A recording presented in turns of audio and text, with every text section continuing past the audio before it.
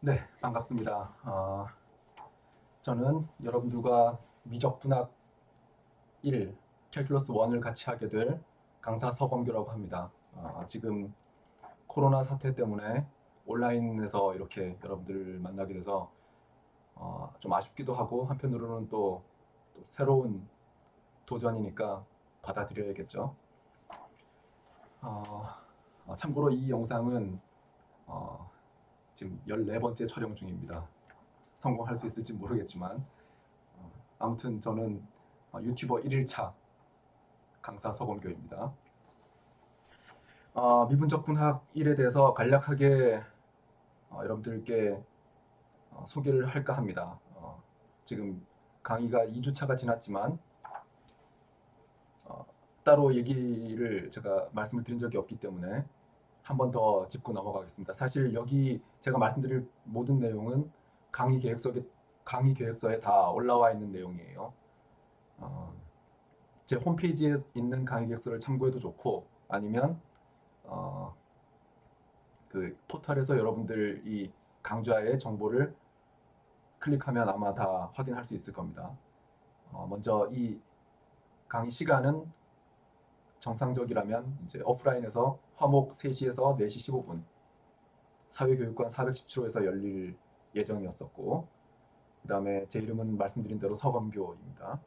제 오피스는 405호 사회교육관 405호니까 이 코로나 사태가 좀 진정되고 나면 뭐 질문 있거나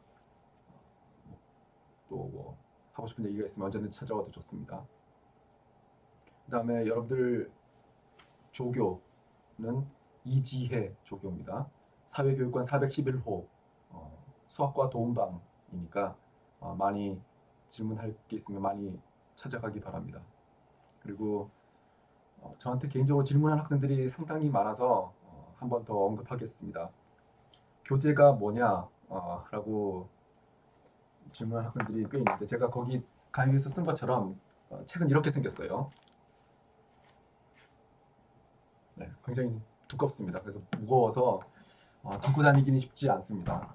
아무튼 교재는 여러분들 잘 알아서 하고 원서니까 어, 이게 한글로 번역된 교재가 있다고 들었어요. 같은 제임스 스튜어트가 쓴 책인데 캘큘러스라는 책을 한글로 번역한 게 있으니까 그게 편하다면 그걸 사용해도 좋습니다. 물론 이제 연습 문제가 이 책이랑 얼마나 똑같을지 모르겠는데 저는 가끔씩 이 책의 연습 문제를 언급할 때가 있을 겁니다.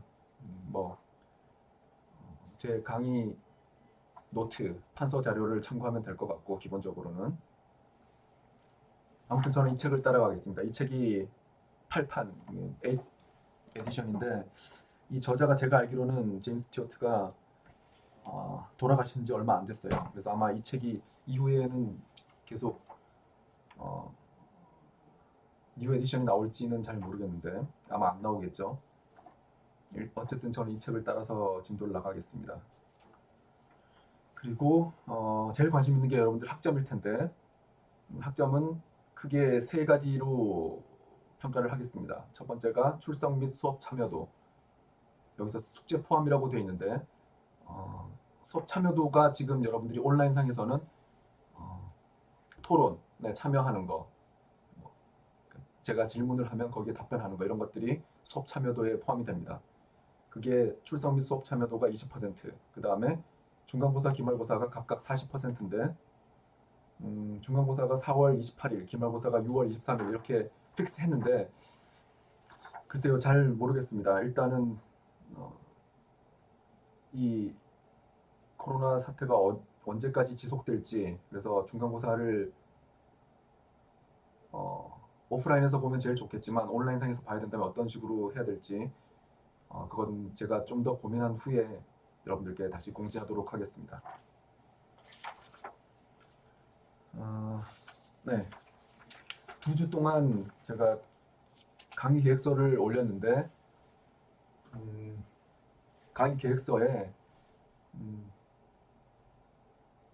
강의 계획서가 아니고 그, 너무 오랫동안 자꾸 촬영을 반복하다 보니까 말이 막 헛나오네요.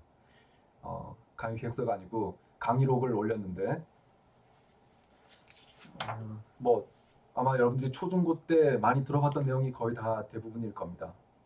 근데 말로 하는 거랑 또 여러분들이 그냥 글로 보는 거랑은 조금 다를 수 있으니까 몇 가지 이 부분은 언급하는 게 좋겠다 싶은 부분은 언급하고 일종의 복습의 의미에서 한번 리마인드하고 이후에 그 강의록 이후의 진도를 나가도록 하겠습니다. 네, 먼저 첫 번째가 함수에 대한 얘기가 나와 있습니다. 이 책 제목이 미분적분학. 이 강좌가 정말 솔직하게 다 드러나 있죠. 미분과 적분을 하겠다. 근데 미분과 적분을 하는데 뭘 미분하고 뭘 적분할 것이냐. 그 대상이 바로 우리가 지금 얘기할 함수입니다. 그래서 한 번쯤은 언급해야 될 것 같기에 언급하겠습니다.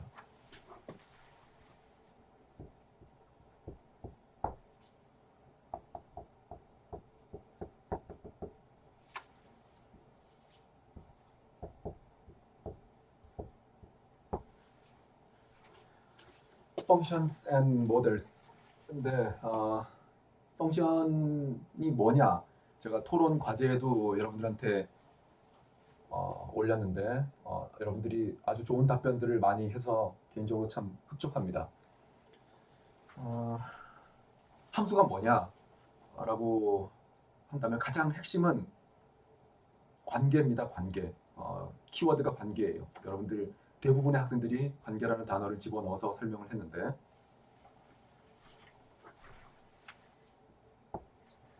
보통 펑션을 나타낼 때 함수 f, 스몰 f를 씁니다. 여기 펑션에서 f를 따와서 이 f를 쓰는데 관계를 나타내는 거기 때문에 관계를 하면 대상이 있어야 되겠죠. 두 가지 대상이 있어서 그 대상들 간의 관계를 나타내는 겁니다. 그래서 정의역이 있고 뭐 치역, 공역 이런 두 개의 대상이 있어야 됩니다. 그 대상을 우리는 집합이라고 부르는데 제 강의록을 따라서 필기를 다시 하면 D라는 집합, 도메인이라서 내가 D를 썼고 그 다음 D 다음에 E라서 그냥 E라고 쓴 거예요. 코도메인이라고 불리는 그 함수의 정의역과 공역.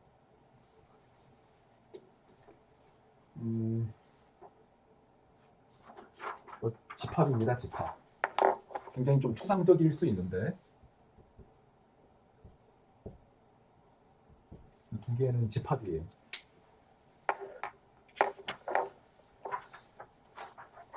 집합이니까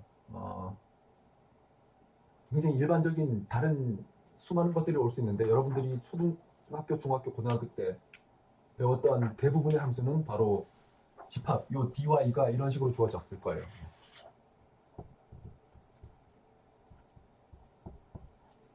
네. 실수 집합으로 주어졌을 겁니다. 여기 보면 제가 이 R을 그냥 이렇게 쓰지 않고 여기 적대기를 하나 더 그었는데 이 기호는 수학자들끼리의 약속입니다. 이게 원래는 이걸 쓰려면 집합이기 때문에 좀 그냥 R하고는 달리 이렇게 씁니다. 이렇게 진하게 막 색칠을 해야 되는데 이렇게 색칠하고 있을 시간이 없으니까 이 작대기를 하나 더 그어서 이게 바로 set of real numbers.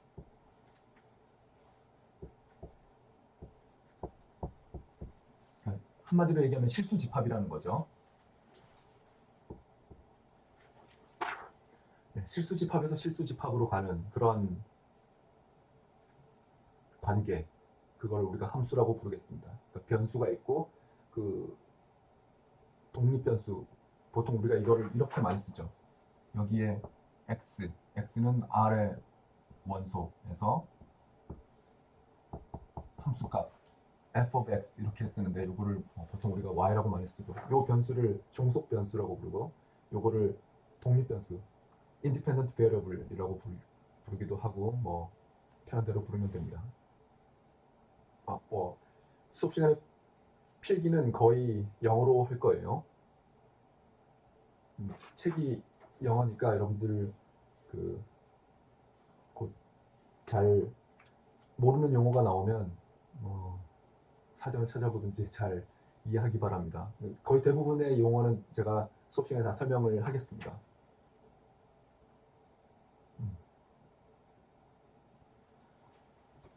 그래서 물론 이게 초중고에서도 R에서 R로 가는 실수 집합에서 실수 집합으로 가는 함수를 다루는데 이번 학기에 다룰 함수 역시 R에서 R로 가는 함수가 거의 대부분일 거예요.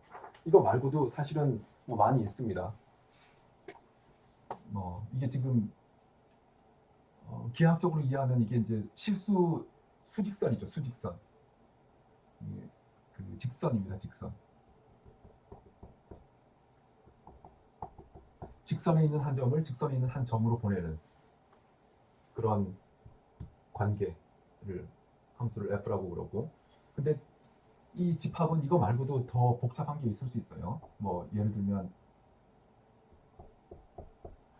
정의역이 r 곱하기 r, 이거는 이제 평면을 나타냅니다. xy 평면. 이거를 우리는 더 줄여서 수학자들은 r 곱하기 r이니까 r 두 개 곱한 거니까 제곱, 이런 식으로 r2 이렇게만 씁니다. 뭐 공간 3차원 공간이죠. 3차원 공간 같은 경우에는 r 곱하기 r 이런 식으로 쓰고, 이걸 이렇게 다 쓰기가 귀찮으니까 이렇게 줄여서 이런 식으로도 씁니다. 뭐 여러 가지 집합들이 많이 있을 텐데 우리는 이제 정의역, 공역 모두 이런 실수로 이루어진 집합에 대해서 다루려고 합니다. 혹시 글자가 좀 작거나 뭐 건의사항이 있으면 여러분들 댓글에 많이 달아주길 바랍니다. 중요한 함수들이 있는데 다항식이 대표적으로 제일 중요한 함수가 되겠죠. 그리고 뭐 지수 함수, 로그 함수 이런 함수들이 있는데 여러분들 좀 익숙하리라고 생각하고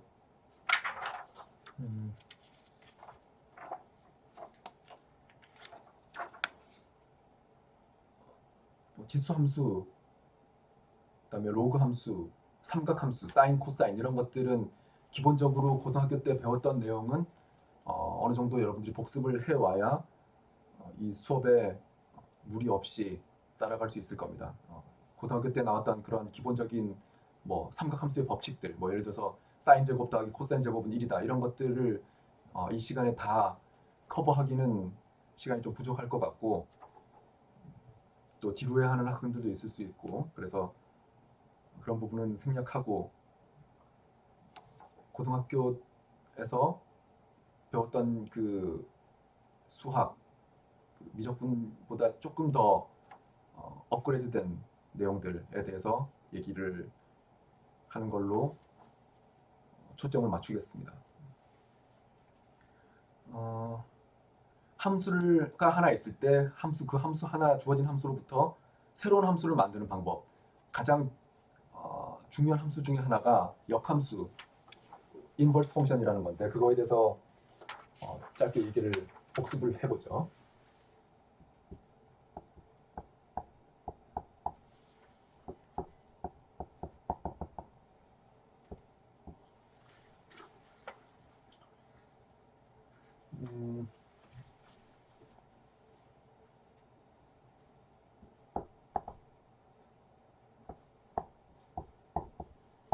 자, 함수 f가 집합 A에서부터 B로 가는 이런 관계다 라고 했을 때 우리는 역함수를 정리하고 싶은데, 다른 말로 해서 B에서 A로 가는 함수,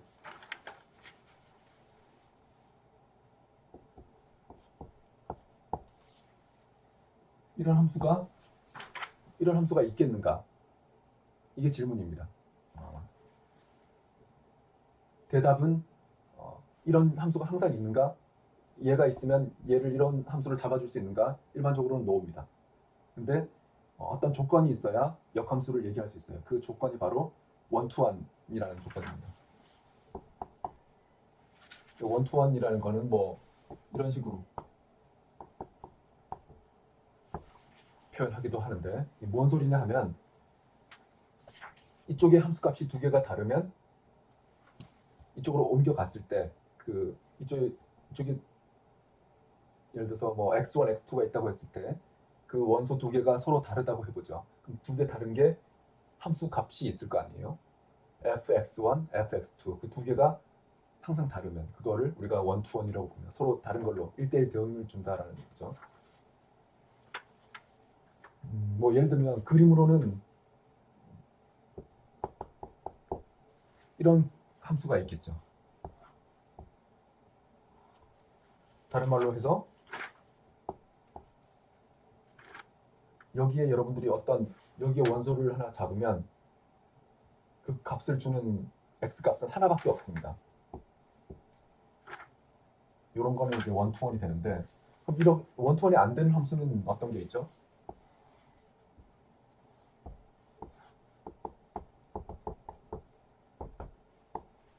뭐 예를 들어서 대표적으로 x제곱 다항 함수죠. 이 함수는 원투원 함수가 아닙니다. 무슨 소리냐 하면 여기 함수값을 하나 생각해보죠. 그러면 이 함수값을 주는 게 요거를 요 함수값을 내가 잡았다고 하면 여기에서도 함수값이 요게 나오고 여기에서도 함수값이 요 값이 나옵니다. 그러니까 두 군데에서 같은 값을 주죠. 그러니까 이런 거는 원투원이 아닙니다.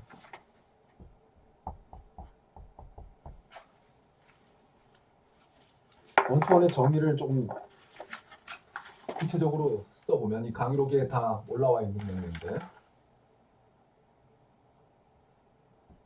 이게 무슨 소리냐면 DEF라고 쓴 거는 데피니션의 약자예요.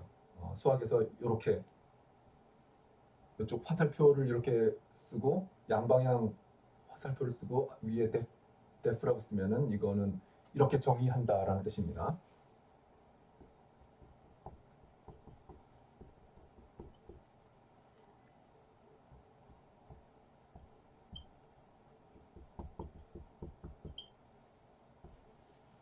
아까 제가 말씀드렸던 내용 x1하고 x2가 서로 여기에 있는 값이 서로 다르면 옮겨간 값도 다를 때 여기 있는 값이 두 개가 서로 다르면 옮겨간 값도 서로 다를 때 근데 여기는 서로 다른 값이 같은 값으로 갔으니까 원투원이 안 되는 거죠. 자 그러면 원투원이 되면 B에서 A로 가는 거를 요 F로부터 만들어낼 수가 있어요. 함수의 정의가 뭐죠? 여기에 있는 각 원소에 대해서 여기에 있는 값을 대응을 시켜주는 거잖아요. 반대로 여기서 일로 가는 함수를 만들고 싶으면 여기에 있는 각 값에 대해서 하나의 값이 가야 되겠죠. 근데 원투원이 아니면 그 얘기를 할 수가 없다라는 거죠. 그래서 이 원투원이 필요한 거고 그래서 인버스 펑션이라는 건 뭐냐 하면은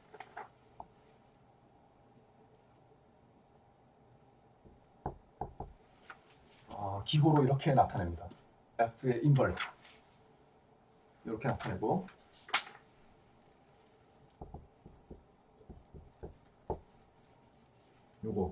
요거를 바로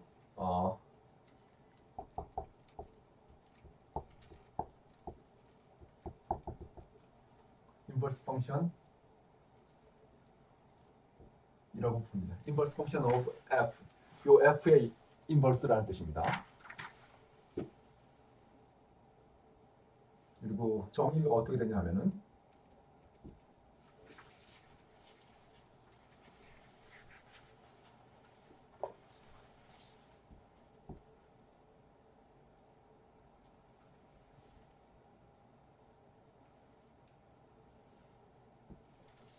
여기에 여러분들이 뭐 임의의 원소 y를 하나 꺼냈다고 해보죠. 그러면 요 값이 a에 포함이 돼야 될 텐데 요거는 속한다는 수학적 기호입니다. 메롱이 아니에요.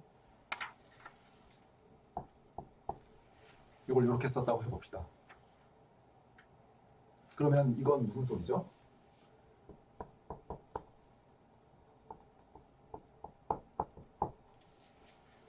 요게 역함수의 정의입니다. 원래 있던 함수로부터 반대쪽 방향의 함수를 만들어내는 것. 인버스 펑션인데 이렇게 만들 거예요. 이게 언제 성립하냐 하면 원투원일 때 만들어낼 수 있습니다. 하나 강조하고 싶은 게 있는데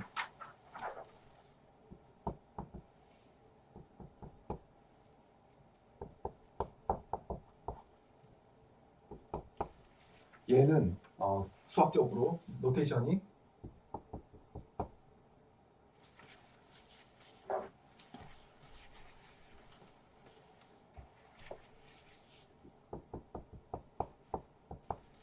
이 두 개는 서로 다른 거니까 꼭 주의해서 쓰기 바랍니다. 이게 수학을 처음 배우는 사람들은 이거하고 이거하고 같은 걸로 생각하는 경우가 종종 있는데 요거는 뜻이 뭐냐 하면은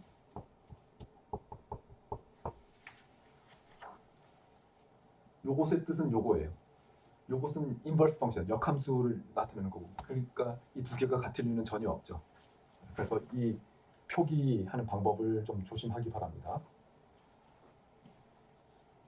그다음에 뭐 로그 함수, 지수 함수 뭐 이런 것들은 강의록을 참고하면 될 것 같고 하나 더 언급하고 싶은 내용이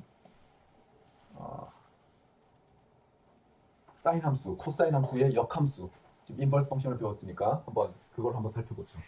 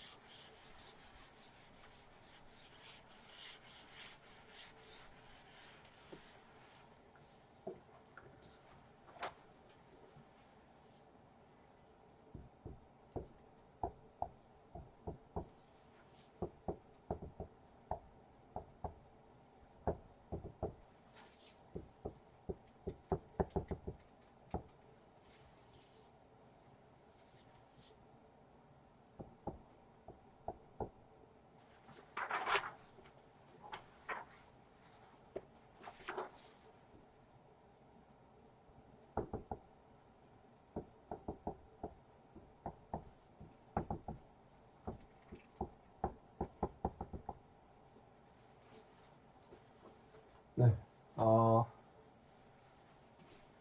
사인 함수가 있죠. 사인 함수를 그림을 한번 그려볼까요? 여러분들 잘 알고 있을 겁니다.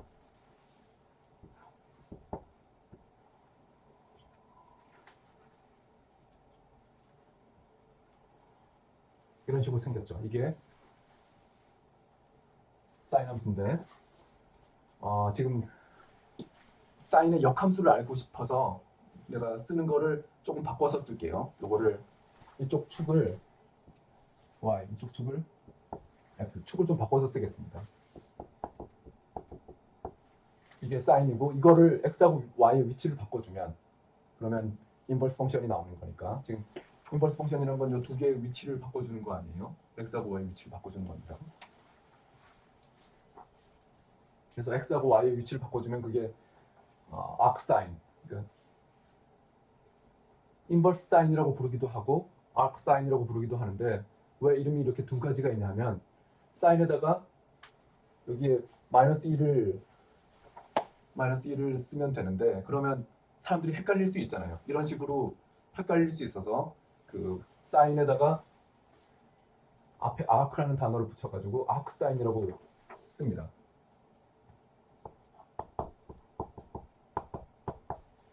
이렇게 쓰는 것보다 이렇게 쓰는 게 조금 더 자연스럽습니다. 헷갈릴 가능성도 없죠. 이렇게 쓰면.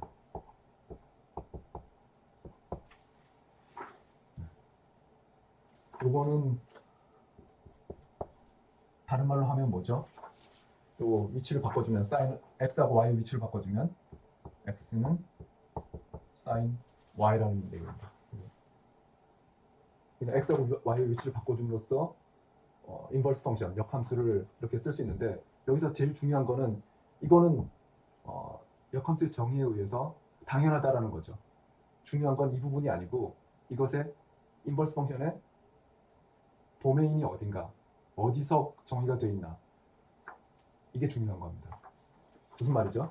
아까 역함수는 원투원일 때 정의할 수 있다고 그랬는데 이 사인 함수는 딱 봐도 원투원이 아니잖아요. 예를 들어서 이 함수 값을 선택했다. 그러면 여기도 함수 값을 주는 게 있고 여기도 있고 여기도 있고 여러 군데에 있습니다. 그래서 원투원이 되도록 내가 한 구간을 선택해야 된다라는 얘기죠. 무슨 말이냐면 여기가 2분의 파이일 때 1이죠. 여기 마이너스 2분의 파이일 때 마이너스 1이라는 얘기죠. 그러니까 여기서 여기까지 함수는 이렇게 생겼죠. 여기에서는 이 사인 함수가 원투원이 됩니다. 그래서 거기에서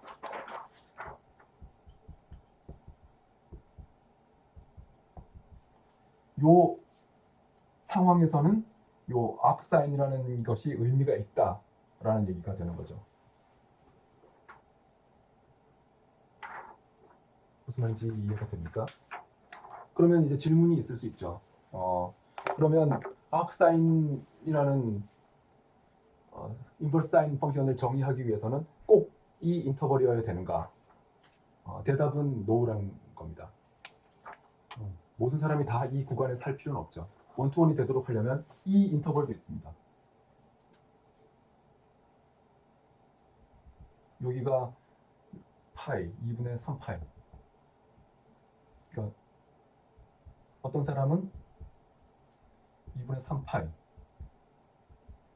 2분의 8부터 2분의 3파이까지 해도 요 사이에서는 원투원이 되니까 역함수를 생각할 수 있다는 거죠.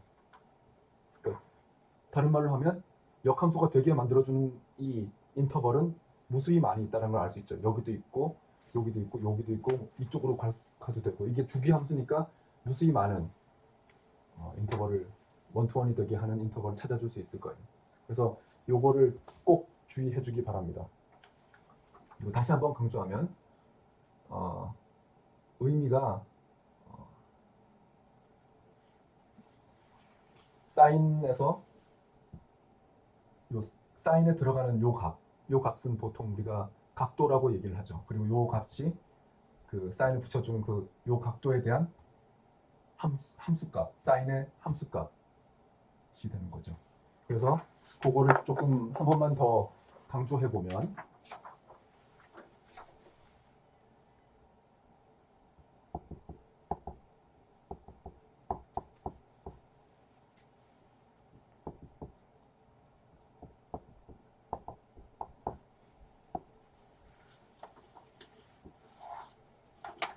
이 두 개를 한번 봅시다. 이 위에 거 사인이고 그 다음에 그것의 역함수입니다. 그러니까 어떤 함수를 취했다가 다시 역함수를 취했으니까 요거는 답이 x라는 것을 알 수 있죠. 이건 어떻습니까?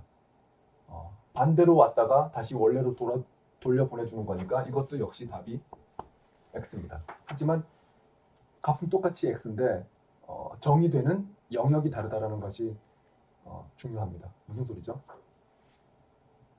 요 x는 어디서부터 어디까지입니까? 범위가 요 각도입니다. 요 각도. 일단 인버스 펑션이 정의되는 영역을 생각해야 되는데 요거는 각각 범위, 요 x라는 변수의 범위가 어떻게 되냐면 요거 인버스 펑션을 먼저 하고 사인을 취해 준 거예요. 그러니까 요거는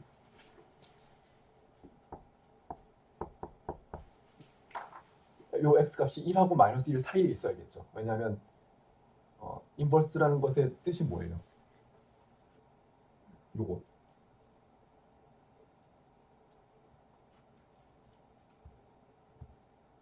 요겁니다. 요거. 그러니까 1하고 마이너스 1 사이에 있는 거죠. 요 값이 1하고 마이너스 1 사이에 있어요. 그렇죠? 그다음 요거는 각도입니다. 이번에는 각도니까